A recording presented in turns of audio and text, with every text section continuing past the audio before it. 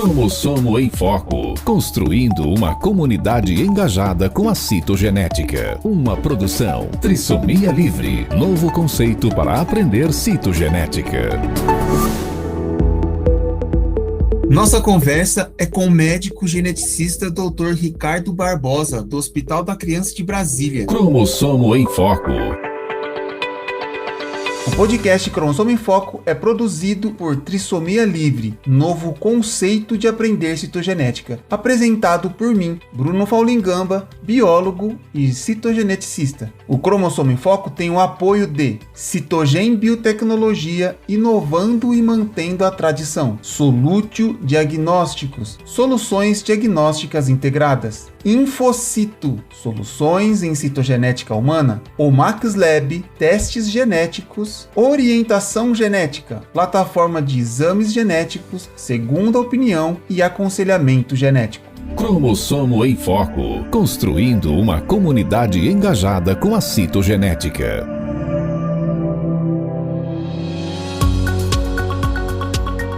Bem, Ricardo, seja bem-vindo ao podcast Cromossomo em Foco.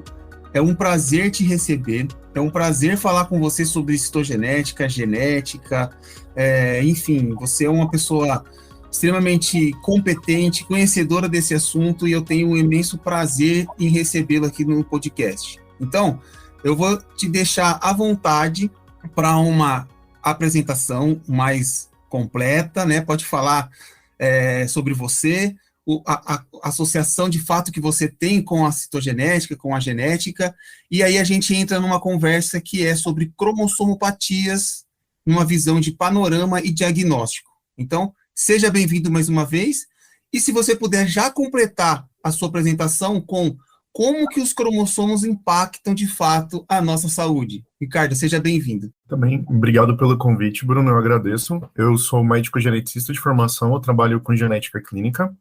Atualmente eu trabalho no Hospital da Criança de Brasília e também trabalho aqui no Instituto de Câncer de Brasília.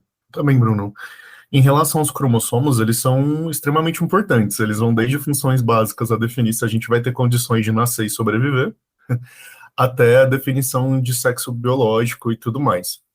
Em relação à questão cromossômica, a gente tem uma série de alterações cromossômicas relacionadas a doenças humanas. Então, tem doenças cromossômicas causando desde alterações discretas, como baixa estatura de forma isolada. Então, uma criança, principalmente as meninas, que não estão crescendo adequadamente, elas podem ter o diagnóstico da síndrome de Turner, por exemplo, e não ter outras manifestações clínicas além da baixa estatura, até condições extremamente graves que vão levar ao nascimento de crianças com múltiplas malformações, com malformações muito complexas. Perfeito, entendi. Então vamos lá, assim, sobre cromossomopatias, né? Você disse que cromossomo é importante, tem toda associação com doenças, enfim, mas o termo cromossomopatia, de fato, ele define o que, restringe a que dentro dessas afecções genéticas? As cromossomopatias, elas são um grupo de doenças genéticas causadas por alterações cromossômicas. E essas alterações cromossômicas podem ser diversas. Então, tem alterações cromossômicas numéricas, onde eu tenho o aumento ou a diminuição do número de cromossomos. Um indivíduo normal, cromossomicamente, do sexo feminino, tem um cariótipo 46XX. O que é isso? Se existem 46 cromossomos, dentre esses cromossomos, a gente tem 22 pares de cromossomos autossômicos e um parzinho de cromossomo sexual, que no caso das mulheres vai ser XX e no caso dos homens vai ser XY. Toda pessoa que tem um número de cromossomos diferente de 46, seja 45, seja 47, seja 48, vai ser portador ou vai ser acometido por uma cromossomopatia numérica. Um exemplo clássico disso é a síndrome de Down, onde a maior parte dos pacientes que têm a síndrome de Down, eles vão ter um cromossomo 21 a mais. Eles têm 47 cromossomos, sendo o a mais um cromossomo 21. Outro tipo de cromossomopatia são as cromossomopatias estruturais. Então, elas não afetam o número de cromossomos, mas ela afeta a quantidade de material genético dentro desses cromossomos. Então, eu posso ter pequenas perdas dentro do cromossomo, ou até perdas maiores, onde o número final de cromossomos é 46, mas o balanço da quantidade de DNA vai estar alterado. Ou vou ter excesso de DNA em um cromossomo, ou vou ter perda de DNA em um cromossomo. E se a gente for pensar que o nosso DNA nada mais é do que uma grande receita de bolo de como fazer uma pessoa funcionar, a ausência de um ingrediente ou excesso de ingrediente nas receitas vão fazer com que esse bolo, com esse resultado final, dê errado. E aí é onde a gente tem os sintomas relacionados ou as doenças relacionadas às alterações cromossômicas. E eu tenho um grupinho ainda muito menor, onde eu tenho uma alteração estrutural que eu não tenho alteração de quantidade de DNA, que a pessoa tem a quantidade de DNA normal, o número de cromossomos está normal, só que ela tem cromossomos que estão com partes trocadas, que a gente chama de translocação. E essas pessoas normalmente são completamente normais do ponto de vista de saúde, mas elas têm um risco muito grande para terem abortos de repetição ou para terem filhos com algum tipo de cromossomopatia. Certo. Então, de fato, os cromossomos, eles podem impactar até, a gente fala, o impacto na nossa saúde, né? Mas ele pode desenvolver algo antes, né? Que seria essa dificuldade reprodutiva, essa questão de probabilidades aí aumentada em desenvolver, ter uma criança portadora de alguma anomalia cromossômica. E, Ricardo, eu acho assim, você trouxe que ele vai de sinais clínicos sutis até grandes malformações, né, e complexas, inclusive. Então, para um familiar, acaba sendo, eu não sei o termo, mas, assim, não é bom ouvir, talvez, receber o diagnóstico de que ou ele é portador de uma alteração cromossômica, ou de que um filho, ou um familiar é portador, né, de uma síndrome cromossômica, de uma síndrome genética, enfim. E aí, quais cuidados médicos, quais orientações, de fato, são relevantes na hora de transmitir esse diagnóstico, na hora de conversar com a família nesse momento? Vamos pensar agora assim, no paciente sendo o centro, né, da atenção, não mais a causa do problema ser só cromossômica. Claro. Iniciando, acho que vale a pena comentar sobre algumas questões. Em geral, se existe um grupo de alterações clínicas que vão indicar a pesquisa de alguma cromossomopatia, dentre elas a principal vão ser atraso no desenvolvimento neuropsicomotor, ele acaba sendo o sintoma mais comum dentro das cromossomopatias. Também a gente pode ter a deficiência intelectual, né, como evolução desse atraso no desenvolvimento. Eu posso ter quadros de autismo relacionados a alterações cromossômicas. Eu posso ter características faciais e físicas dismórficas. As dismorfias são características que são pouco usuais na população e elas são consideradas malformações menores. Eu também posso ter a presença de malformações maiores, como malformação cardíaca, uma malformação renal, uma malformação de membro, a baixa estatura, como eu já citei, a presença de genitália ambígua, infertilidade, aquele casal que não consegue engravidar, e também nos casos de abortamento de repetição. Então, como vocês podem ver, a gente tem uma gama muito grande de apresentações, e os pacientes com cromossomopatias, eles são muito distintos.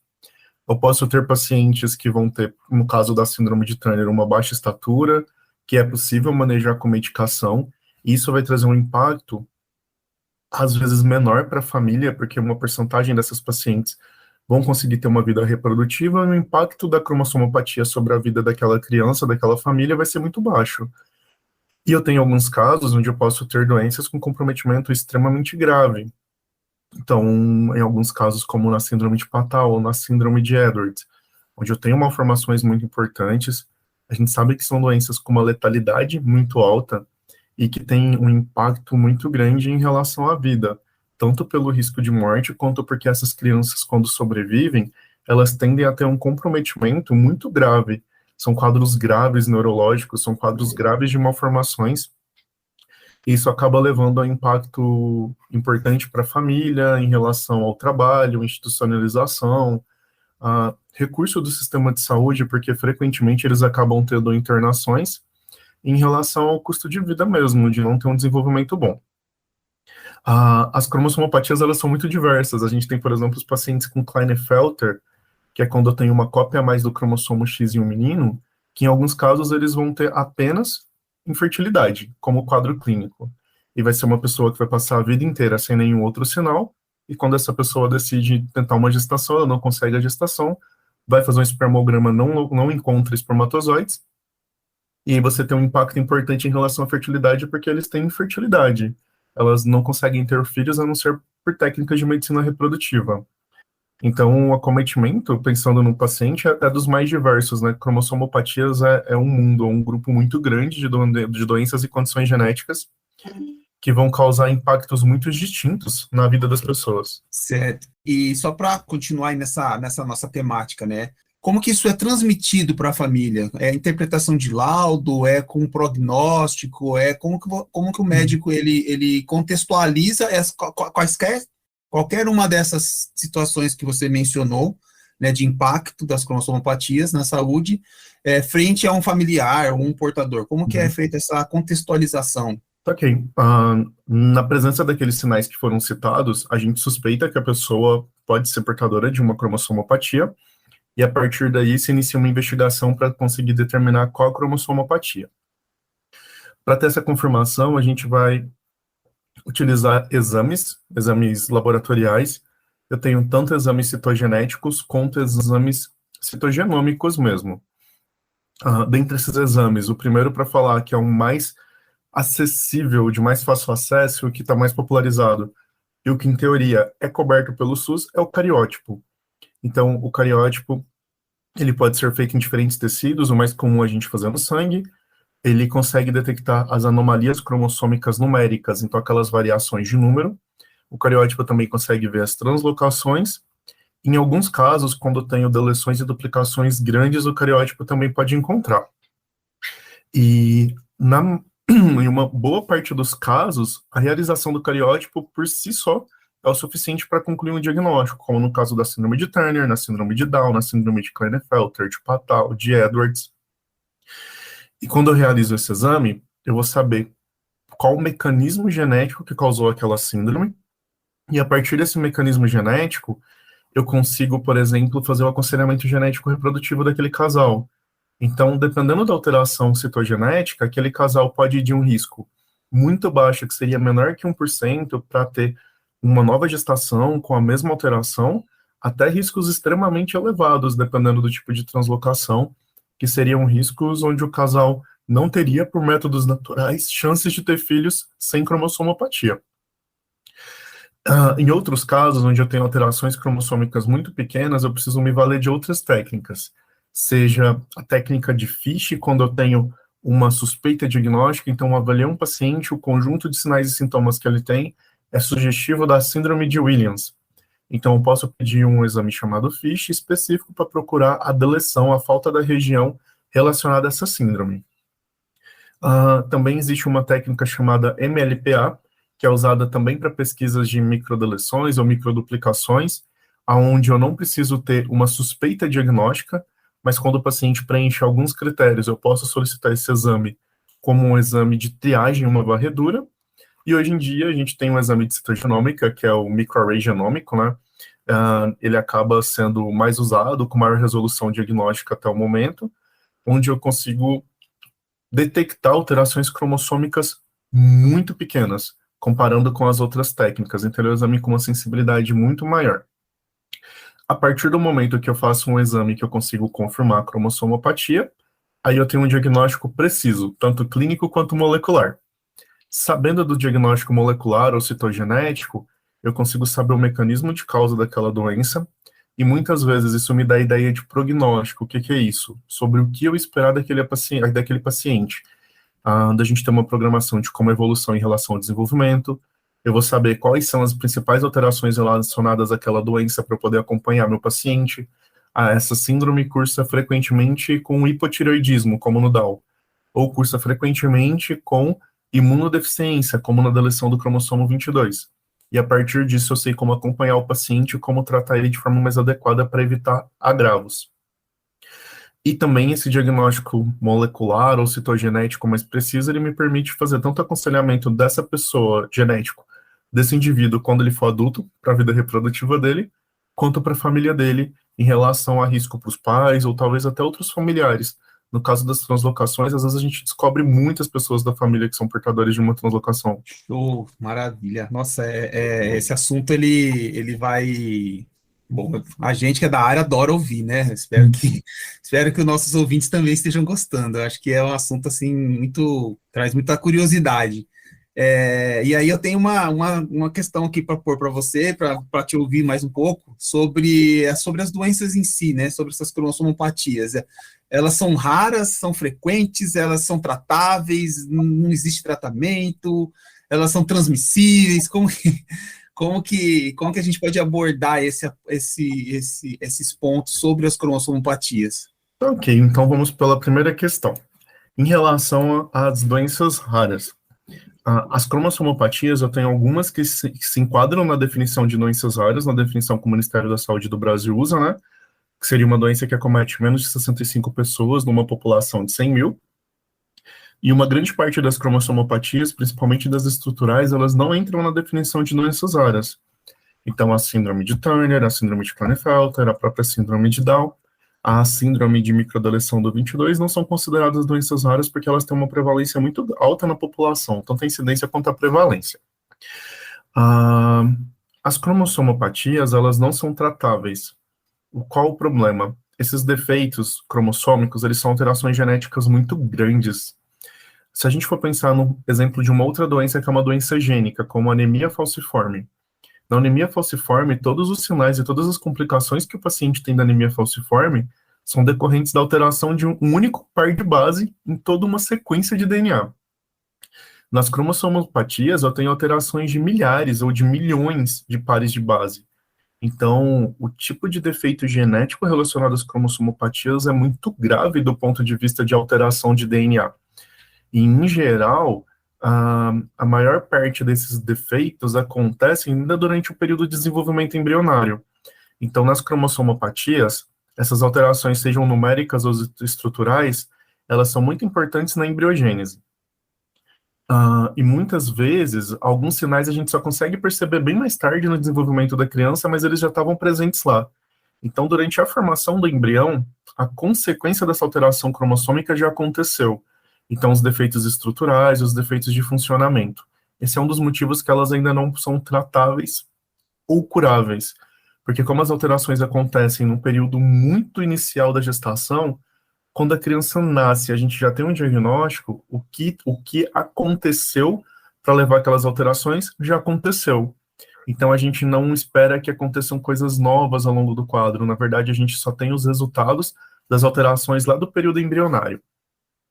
Muitas cromossomopatias têm tratamento sintomático. O que é isso? Eu trato o paciente baseado nos sintomas que ele tem. Então, de novo, na síndrome de Turner, tem baixa estatura. Eu faço uso do hormônio de crescimento. E aí, com isso, eu consigo melhorar a baixa estatura. Algumas das pacientes com síndrome de Turner, uma boa parte, faz amenorreia, elas não menstruam sozinhas. E a gente pode fazer uso dos hormônios sexuais femininos para desenvolver a mama, para trazer a menstruação. Então, a gente vai corrigindo o que o paciente apresenta de alteração secundária àquela cromossomopatia. Então, por enquanto, a gente não consegue curar elas, e tratamentos específicos a gente também não tem. O que existe em relação às cromossomoterapias do ponto de vista reprodutivo? Nas famílias onde eu consigo identificar um indivíduo com uma cromossomopatia e ele deseja ter um filho, ou que os pais estão sob alto risco de terem filhos com cromossomopatia, hoje em dia a gente consegue, por meio da medicina reprodutiva, fazer um diagnóstico pré-implantacional. Então, se faz a fertilização in vitro, faz uma biópsia do embrião, e é possível você pesquisar as cromossomopatias na biópsia do embrião.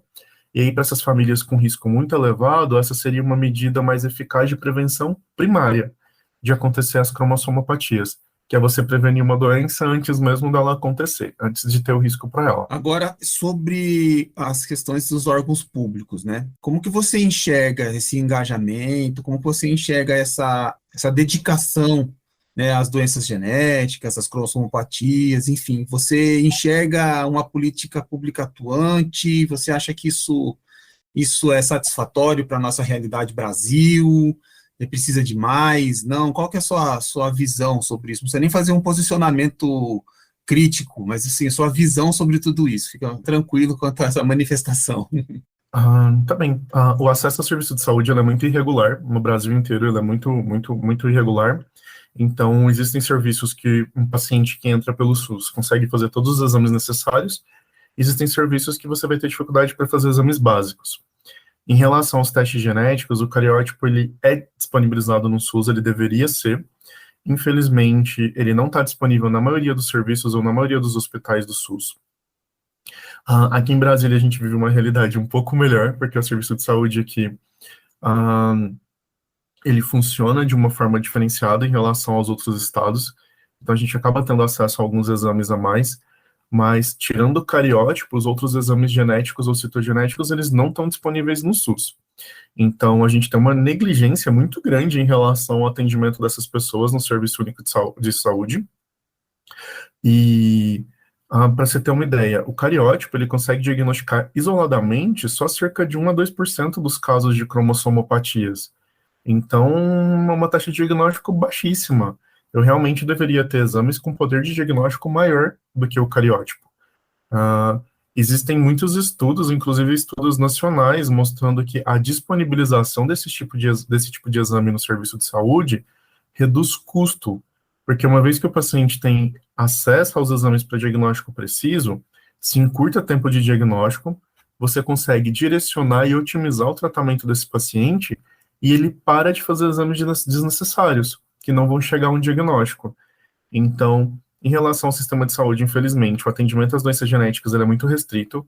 No Brasil existe uma política de atenção especial à pessoa com doença rara, e como eu comentei, muitas das cromossomopatias não entram na definição de doenças raras.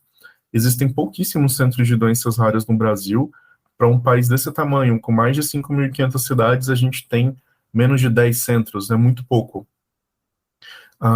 Além disso, dos exames disponíveis, a gente só tem cariótipo e ainda não é em todos os serviços, então realmente é uma restrição muito grande.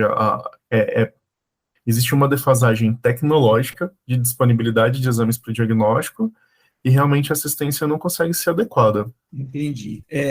Ainda um pouquinho mais sobre diagnóstico, você já trouxe que não está no SUS, né? Não está assim amplamente disponível, regiões que não têm, regiões têm mais, outras têm menos, enfim, existe essa diferença regional no Brasil, mas não é, então, em termos de acessível, ele não é muito acessível pelo SUS, mas eu não sei se por outros meios isso acaba sendo facilitado, tá? E a questão, assim, de prescrição, né? Para prescrever um exame genético, um cariótipo ou qualquer outro teste genético, a pessoa precisa ser um médico geneticista, tem um outro profissional habilitado para isso, para compreensão de laudos. A gente ouve muito em determinados momentos que a clínica acaba sendo soberana, né? Na hora que você vai observar o paciente, você vai fazer uma tratativa. Mas faz um paralelo para a gente entre o diagnóstico clínico e o laboratorial, nessa parte de complementação, de confirmação de hipóteses, de conduta médica, enfim. Como que a cromossomopatia entra nesse contexto todo? Então vamos lá. Em relação aos exames para diagnóstico, eles não estão disponíveis no SUS. Na saúde suplementar, pelos convênios, sim, eles são disponíveis. Então, algumas técnicas como cariótipo, microarray genômico e MLPA, a gente consegue fazer por meio dos convênios. Existe uma diretriz de utilização para esses exames. Então, na saúde suplementar, isso é feito sem dificuldades. Esses exames também são oferecidos nos laboratórios privados, mas, infelizmente, a custo ainda muito alto. O microarray genômico pode chegar a custar 4 a 5 mil reais. Se a gente comparar isso, por exemplo, com o salário mínimo, é muito caro. A maior parte das famílias não vão conseguir ter acesso a um exame com custo tão elevado por meios próprios, por meios privados. Em relação à solicitação do teste, o teste ele pode ser solicitado por qualquer profissional médico. Todos os exames médicos podem ser solicitados por qualquer exame. O que eu tendo a conversar sempre com os estagiários e com os residentes é que só deve solicitar um exame quem sabe interpretar o resultado dele, porque senão não faz sentido você solicitar um exame. A questão maior em relação aos exames é porque existe toda uma destreza em relação a reconhecer os sinais que o paciente tem e definir qual o melhor exame que seu paciente precisa fazer. Então, em relação à parte da clínica soberana, isso é o que mais ajuda. Muitas vezes, pelo fenótipo clínico, você consegue fechar um diagnóstico, porque o paciente tem um fenótipo muito típico daquela síndrome, e muitas vezes, quando você não tem acesso ao teste genético, o diagnóstico clínico vai ser o suficiente, como acontece para muitas síndromes. Em alguns outros casos, infelizmente, não é possível concluir o diagnóstico clínico, eu preciso da ajuda do exame complementar, e como eu tenho uma gama de exames muito grandes, que vão ver coisas diferentes, realmente eu preciso de uma pessoa que tenha um entendimento tanto de clínica quanto do exame genético para poder saber adequar. Se eu estou procurando a síndrome de Down, eu tenho que pedir um exame que detecte a síndrome de Down, e não um exame que não consiga detectar esse tipo de alteração. Não, maravilha, Ricardo. Não, as explicações, assim, elas vão deixando cada vez mais clara aí as pontas, né, do tema. E já para a gente entrar num contexto aí, já meio que se despedindo, né, embora a gente pudesse ficar horas aqui falando sobre cromossomopatias, eu vou passar a palavra para você, para fazer assim, trazer algo que eu não te perguntei, algo que ainda tem uma relevância, que você acha que é de fato importante, um comentário, pontuar algo aqui que a gente nós não falamos, e encaminhar aí para o final da nossa conversa. Tá joia? Eu acho que o que vale dizer é que, em relação às cromossomopatias, o conhecimento médico tem mudado muito. Então, a taxa de sobrevivência de condições que antes eram consideradas letais, né, como a síndrome de Edwards, a síndrome de Patau, que até poucos anos atrás eram consideradas incompatíveis com a vida, ou seja, todo indivíduo que nascesse com uma dessas doenças inevitavelmente acabaria falecendo cedo. Isso tem mudado muito, a assistência médica melhorou muito, a assistência neonatal, e com a gente realizando mais investigações, a gente descobre muitos pacientes, hoje em dia até com idade bem avançada. Há pouco tempo eu conheci uma adolescente com a síndrome de Edwards, que é uma doença que era considerada letal. Então esse conhecimento tem mudado muito. Caso uma família se depare com esse diagnóstico, com essa suspeita, sempre procure alguém que conheça sobre cromossomopatias, procure um médico geneticista para poder conversar sobre o assunto. Infelizmente, como isso muda muito rápido, é muito difícil para os médicos de outras áreas ficarem atualizados dentro das cromossomopatias, né? De um ano para o outro, as coisas mudam bastante em relação às informações. E em questão de tratamento, é uma questão de tempo. A gente não vai conseguir curar as cromossomopatias tão cedo, mas tratamentos novos têm sido propostos. Saiu um estudo recentemente com um tratamento com uma medicação para melhorar o desempenho cognitivo das crianças com Down, por exemplo. Então, a gente pode conseguir, em pouco tempo, tratamentos mais efetivos para as cromossomopatias. Muito bom, Ricardo. Eu agradeço mais uma vez a sua participação, a disponibilidade do seu tempo, tá?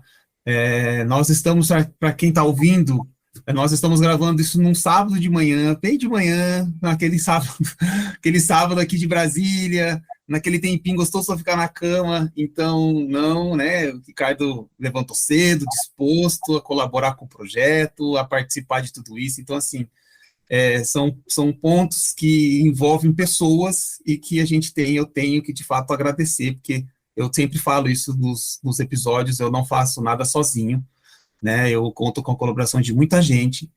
E então, Ricardo, mais uma vez, muito obrigado, feliz pela sua participação, feliz em te ouvir. Eu acho que quem sabe das coisas conhecimento tem que ser compartilhado, que o podcast Cromossomo em Foco seja um veículo disso, né, um veículo da gente conversar e falar de coisa séria e com conteúdo, né, coisas boas. Então, Ricardo, mais uma vez, muito obrigado.